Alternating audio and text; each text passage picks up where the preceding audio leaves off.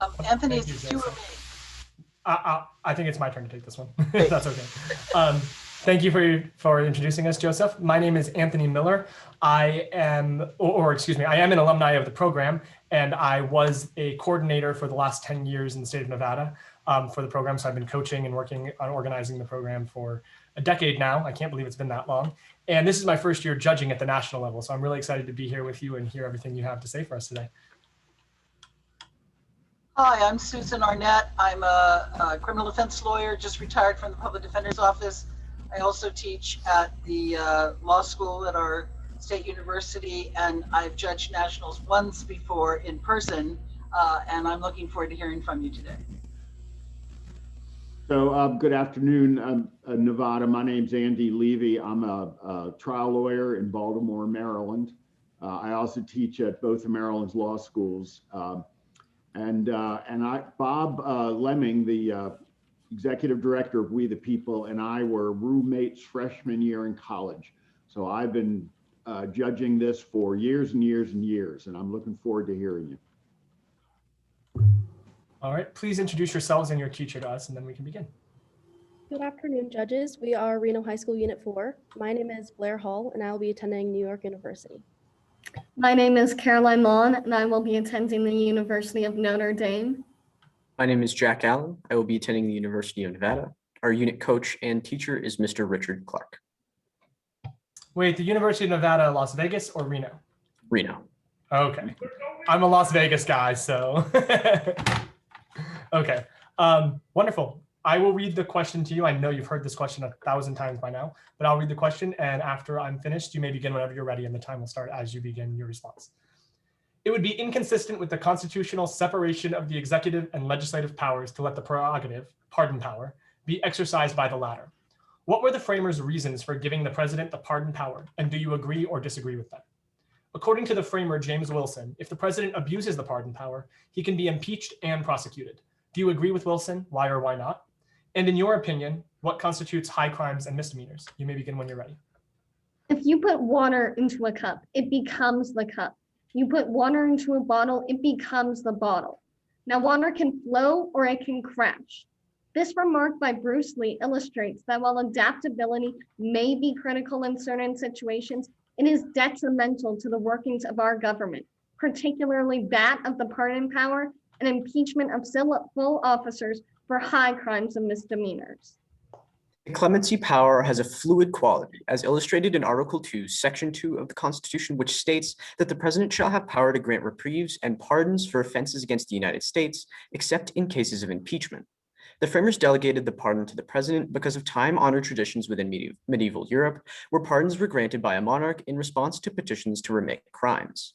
The framers were correct in delegating the power to the president because it is a critical component of the separation of power, which gives the president leverage over Congress by not requiring congressional approval, and is a check against the judiciary by allowing the chief executive officer to invalidate a court sentence. Additionally, in Federalist 74, Alexander Hamilton claimed, in seasons of insurrection or rebellion, there are often critical moments when a well-timed offer of a pardon to the insurgents may restore the tranquility of the Commonwealth. This proved to be true when President Washington exercised the clemency power by granting amnesty to all involved in the Whiskey Rebellion, and when President Jimmy Carter pardoned the draft dodgers of the Vietnam War. However, the water-like moldability of the pardon power can be a detriment, as the president can shape it any way he wishes. This can be seen in Andrew Johnson's pardon of former Confederate President Jefferson Davis, President Clinton's controversial pardon of his brother Roger Clinton for drug charges, and President Trump's pardon of his son-in-law's father, Charles Kushner, for tax fraud and a string of other illegal activities. George Mason even stated during the Virginia ratifying convention that the president ought not to have the power of pardoning because he may frequently pardon crimes which were advised by himself. However, if this were to occur, then framer James Wilson would be correct that the president may be impeached and prosecuted. Nevertheless, this would raise a war of separation of powers to decide whether the water-like clemency power in the executive can be restricted by the fluid grounds for impeachment, outlined in Article 2, Section 4, which states that the president shall be removed from office on impeachment for and conviction of treason, bribery, or other high crimes and misdemeanors.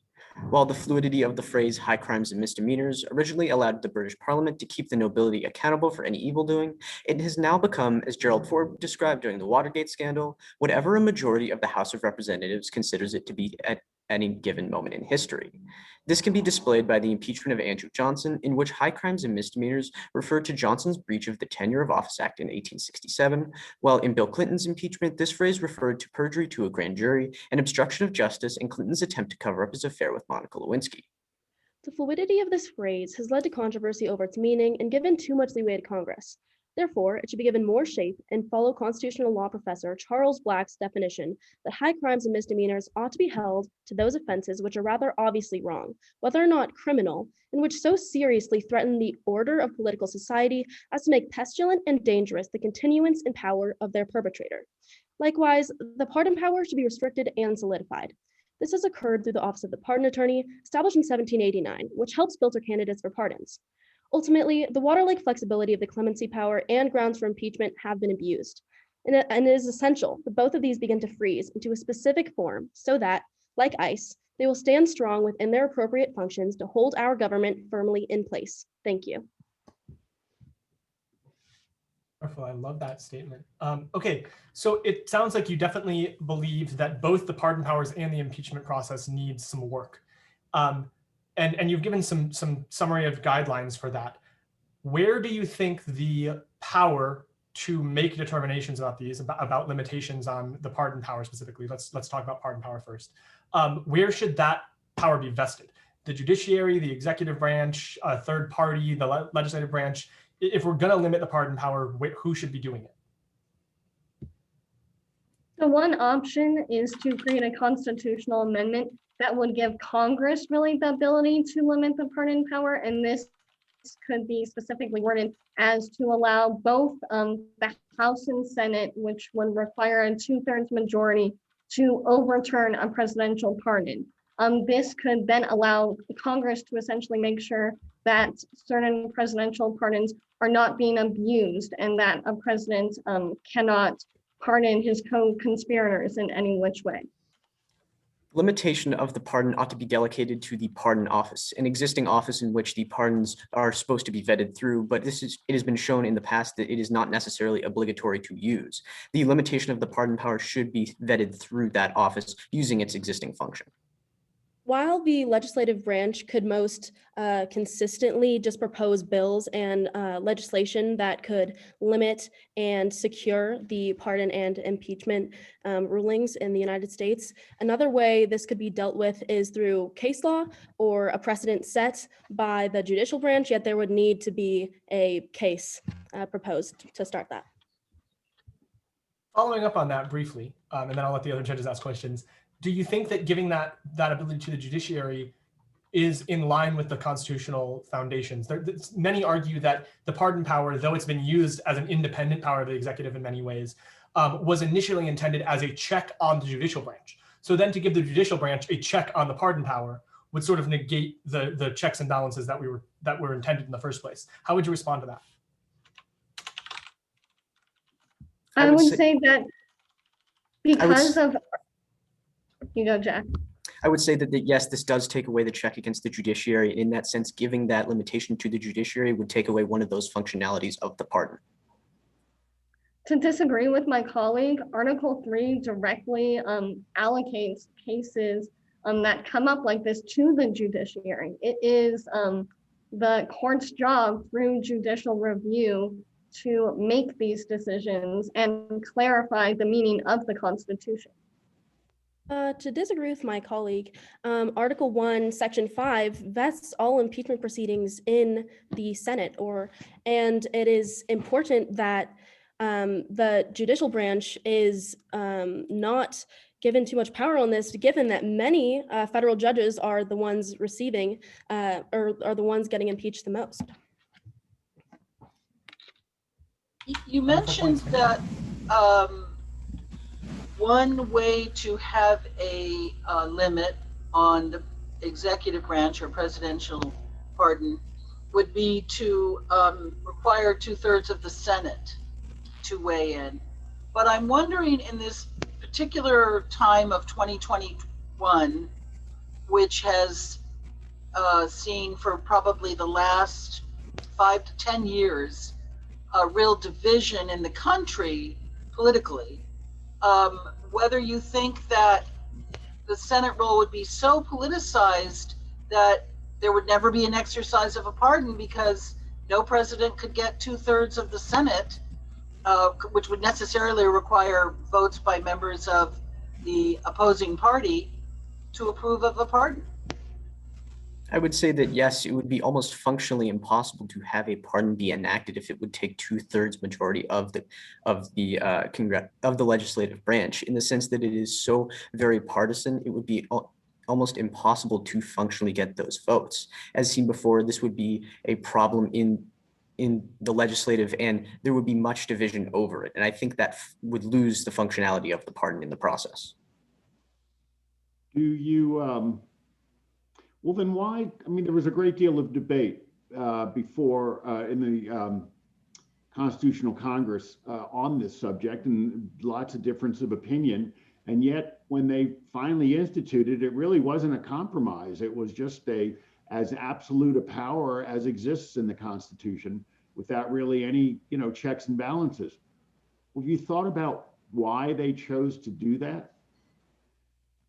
Well, So originally, for one, at the exact time that the Constitutional Convention was taking place, there was a general, William Hastings, being impeached for criminal offenses in England. And so this English principle of high crimes and misdemeanors has been around since 1376. So it's quite historical, and it was simply the option of greatest, I guess, comfort for the framers, because it had been going on for hundreds of years by that point.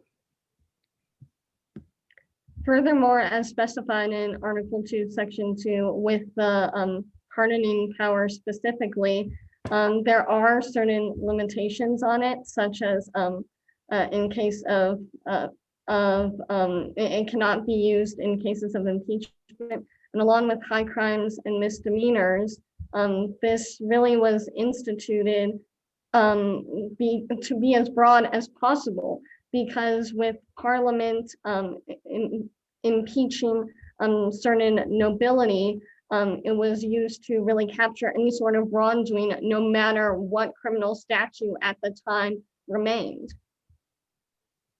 As well as this, a reason that it was given to the executive in all power is that if it were to be given to Congress, as mentioned before, with the bipartisanship, it would be almost functionally defunct, and that would take away many of the uses. As mentioned before with the Whiskey Rebellion, it would not be able to be used to cool down those high tensions, and creating a basically useless form of the pardon, which wouldn't be able to be used anymore.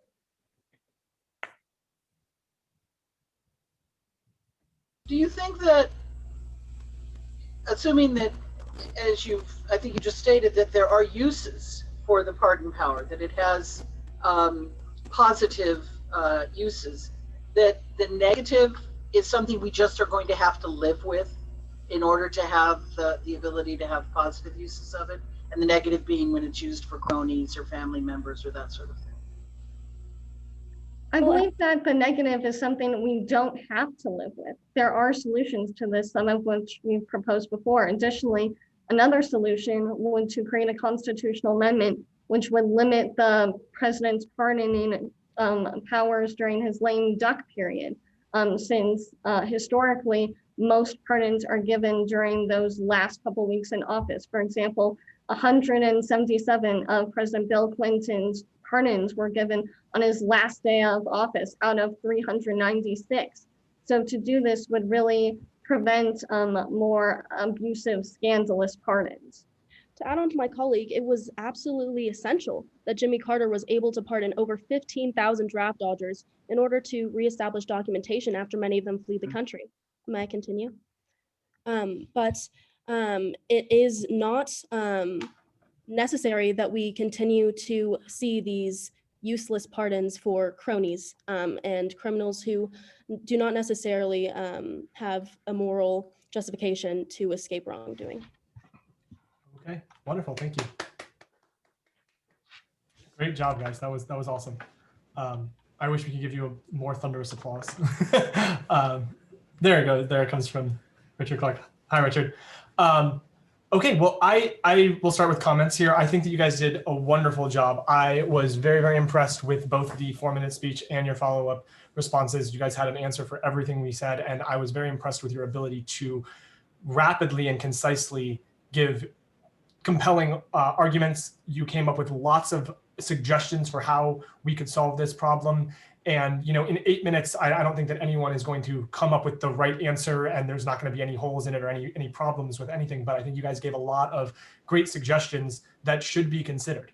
And I think that that's what this whole thing is about. So I was really, really happy with that. I think that you guys used a very strong amount of constitutional application as well as current and historical events. I think that you, especially in your 4 minutes, were excellent at understanding the nuances here in, well, what is a high crime misdemeanor? What is the difference between, or how do we use the impeachment powers to try to deal with this? I really loved the nuance and the understanding of political bias and the impact that has on the process. That the Constitution and the law in general feels and looks really good when you read it in a vacuum, but as soon as you start having human beings applying it, things get a little bit more gray area and a little bit more difficult. And I really appreciated your acknowledgement of that. Great job. I echo that. I think that you were articulate. You had a particular point of view that you were getting across. I would encourage you, your very last answer is the first time I believe today that anyone has suggested that one of the limits could be restricting its use during the lame duck portion of someone's term. And I think you might want to move that more up front when you talk about if it has good uses and bad uses, how might we limit it to diminish the number of times it's badly used. So you might, think about getting those examples given earlier. But I liked that you were comfortable disagreeing with one another. I think that makes for an effective presentation rather than just striking one note repeatedly. You kept coming back to the Constitution to cite, support for what you were asserting. Nice job, very nice job. Thank you. So I agree. This was very good. I wished we'd had more time. You said any number of things that I would have liked to sort of have explored with you, and it's obviously not possible to do in the time we have. There were a lot of very good historical allusions. The Kushner reference, the reference to the antecedents of the pardon power going back to 1376 was pretty impressive, and it was germane. I mean, it was very responsive to the question asked. I think you had a Charles Black quote about pestilence and even in your opening that I thought was good. You all had something to say. You traded off pretty well. It's very hard, even when you're in person, to do the handoffs and not speak over each other. And sort of on Zoom, it's all the more difficult. So I don't hold that against you at all. The only sort of constructive criticism I would give is I thought your water metaphor that you opened with it was clever, it was interesting, it was thoughtful. It was also a little opaque, at least for my old brain. And I found myself sort of thinking about it and trying to sort of parse it. And it might have been a little distracting by the time I sort of tuned back into what you were saying. And so particularly in oral advocacy, it can be, you have to be careful sometimes to dumb things down a little bit. In writing, I think a metaphor like that probably works better than it does in this kind of forum. But that's just, I mean, it's not bad. I said it was clever, it was interesting, but maybe better in writing than sort of in a form like this. But anyway, that's a quibble. You guys really should be very proud of yourselves and your teacher, your parents, for an absolutely first-rate presentation. Congratulations, guys. Yeah, Thank with you that, so much, judges. Thank you. Thank hey, you. Anthony, I have to